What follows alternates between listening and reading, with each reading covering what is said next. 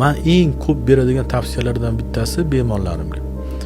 Uxlamasligini asosiy sababi nima desangiz, shu deydi, men ham to'xtamaydi deydi. O'ylayveraman, fikr kelaveradi, serial bo'lib ketadi deydi. Mana soat 10 da yotdim deydi. O'ylayman, shunaqa ko'p o'ylayman, necha bo'ldi ekan, va bir 2 soat o'tib ketdi-yu, buni qarasam deydi 10:40 bo'lgan bo'ladi deydi. Va yana yotaman, suv ichib kelaman, yana yotaman, o'ylab shu yotma, ko'zim yumuq deydi, lekin hamma narsani bilib yotaman deydi. Uxlamayman, yoqa o'girlama, hamma pishillab uxlab yotadi xurrayna.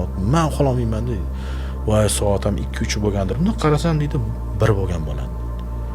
Shunaqa qilib tunlarni o'tkazaman deydi. Menga juda haqiqatdan ham qiyin.